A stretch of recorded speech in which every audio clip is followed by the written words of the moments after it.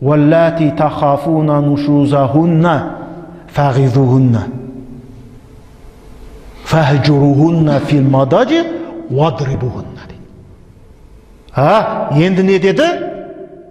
Енді бір кейбір әйелдер бар дейді. Олардың шектен шығуы, сені тыңдамай қоюы, саған қарсы келуі, саған сөз қайтаруы, айтқаныңды істемей қоятындай белгі таныта бастаса дейді.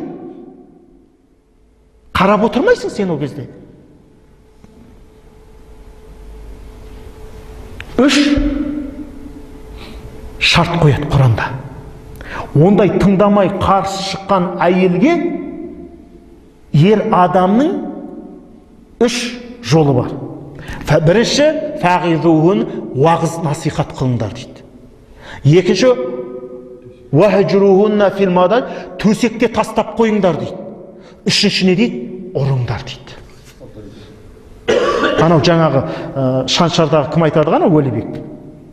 Ей, анау ұр деп тұрған әйелді ұрмай жындысың ба дейді ғой. Өзі белгі береді дейді, белгі береді. Ала не деді?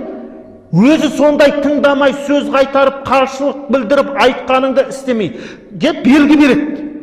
Мысалы айтты, мына ата-анаңды бауырың айтса, сол асырасында неге бізбен тұрмақ па? Немесе жаңа қалада тұратын болса, ауылынан бір бауыр келетін болса, не мыналар топырлап келе береді? Деп уже белгі береді. Немесе деді, не сен дейді, біреулердің еркек құсады, не көп әкелмейсің, не бар осың ма сенің тапқан таянғаның? Уже белгі береді, қызыл жанат. Сол кезде не істейсің? Ей дейсің, қой дейсің, уағыз айтасың. Ай, Құдайдан қорық дейсің, оған айтасың. Құдай бар, ақыретте сұраласың. Жоқ, тыңдамайды. Ол тыңдамайды, сондай. Қисық қой, қисық қабырға. Сол кезде не істейсің? Төсегіңді бөліп тыста дейді. Яғни теріс қарап жат деген сөз. Қарамай қой дейді 2-3 күн. Ол ауыр нәрсе. Қазақ айтады, жалаңаш жау алмай қоймайды дейді. Әлсізбіз ғой, бейшара. Ой, жарайды деп шешініп қалса, мүмкін сынып қаламыз да, ашуымыз басын. Сондықтан не дейді? Құранда не деп отыр? Сен қарамай қой дейді оған. Бір күн қарамай қой. 2 күн қарама. 3 күн қарама. Тіпті қалай сені арбаса да. Сол кезде ол сезіну керек, жалғыз қалғанын. Қазір тез қарап жатқаным бұлай тұрсын, тіпті үйден шығып кетсең де қайғырмайтын болғанда қатындар. Кетсең кете бер, өзің келесің ит боп дейді. Сондай біз ынжық болғаннан кейін солай айтады. Оған да көнбеді. Уағыз айттың жақсылап тұрып. Насихат қылдың. Уағыз тыңдаттың айта алмаса.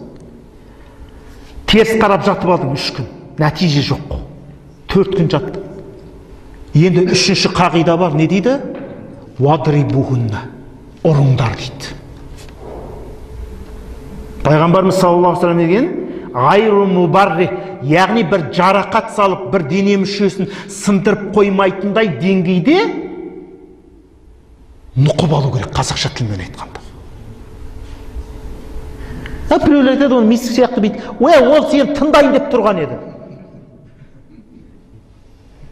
Сондықтан кезінде қазақтың шаңырағында не үшін қамшы ілініп тұрған? Қамшыны ананы көрген кезде таубасы есіне түсетін болған ғой.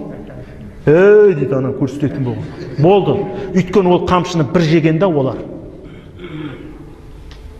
Одан кейін қайтып сен оның дәмін татып көр, бір қамшының дәмін татқаннан кейін. Сондықтан пайғамбарымыздың Табариниден жеткен бір хадисі бар. Үйлеріңде ілулі тұрған қамшыларың болсын деген. Қазақ оны ауадан алған жоқ. Қазір сен не 10 қамшылық қойсаң да бесполезно ол. Өйткені ол қорқпайды сенен. Сондықтан қатынды бастан деп содан айтқан ол. Бірінші күннен, мынау сенің міне. Если что, туда-суда кететін болсаң, онды сол қиқаңдайтын болсаң, міне сенің жауабыңды біліп қою керек. Сен қалай айтасың? Басын өзінше махаббат, сүйем, күйем, мен сені кешем. Беріліп қойғасың ғой сен. Одан кейін бір бала туғаннан кейін мүлдем бітесің, бітті, сен анан күшік боласың. Шап десе шабасың, отыр десе отырасың, тұр десе тұрасың. Енді ажырасайын десең балаңды қимайсың, сосын жүресің, баламды қимаймын, ай мазасыз баламды қимаймын, сен еркек емессің сен. Негізі Құдай билікті саған берген еді, өзің айырылып қалған. Білесіңдер ме, биліктен айырылып қалсаң, оны жете алмай қаласың. Отырып алғанда адамда түспейді ғой биліктен. Бітті, ол отырып алды ма түспейді одан кейін. Сондықтан мықты болу керек. Құран айтып отыр, еркектер, сендер үстемдік қылу үшін жаратылғасыңдар. Басшылық қылу үшін жаратылғасыңдар. Шешім қабылдау үшін жаратылғасыңдар сендер. Міне біздің қазіргі кейпіміз.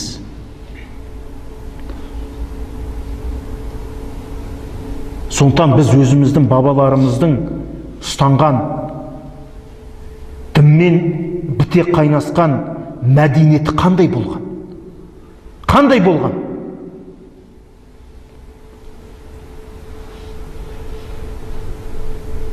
Ұмытпауымыз керек, орнымызды ұмытпауымыз керек біз.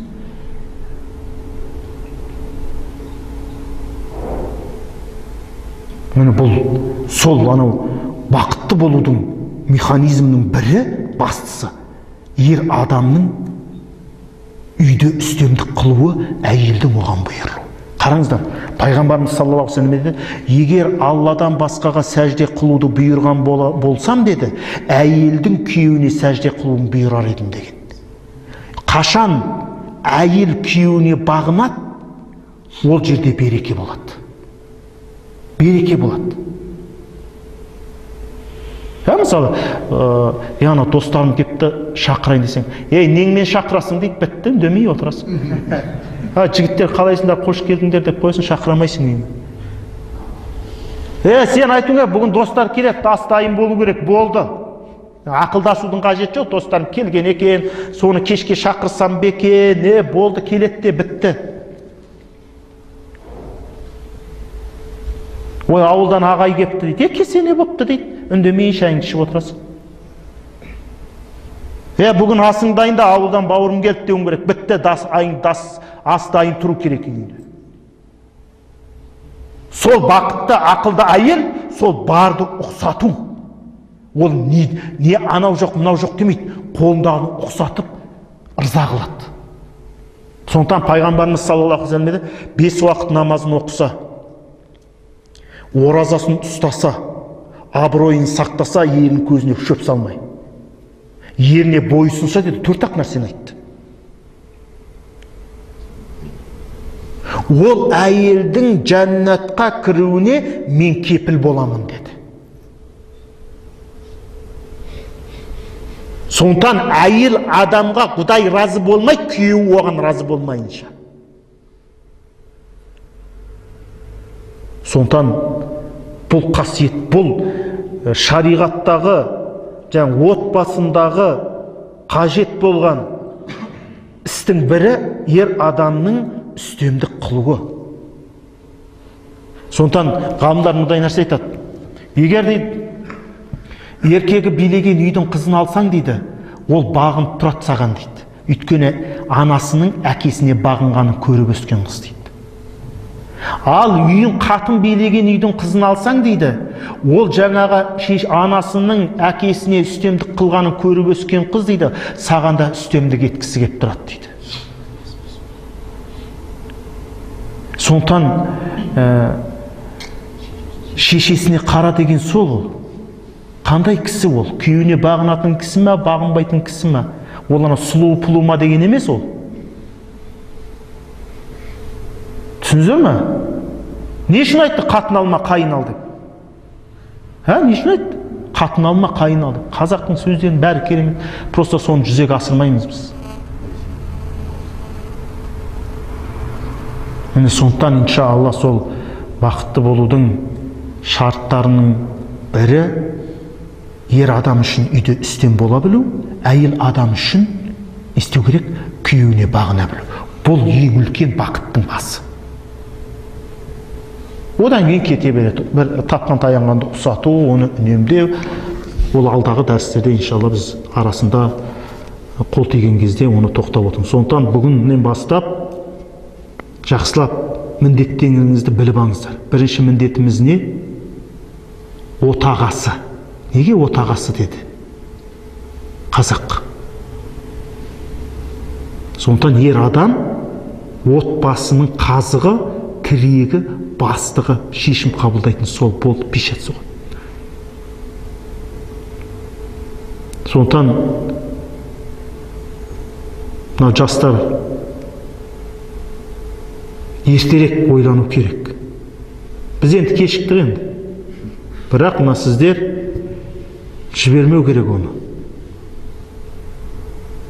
سبحانك اللهم وبحمدك ونشهد أن لا إله إلا أنت ونستغفرك ونتوب إليك اللهم إنا نسألك علما نافعا ورزقا واسعا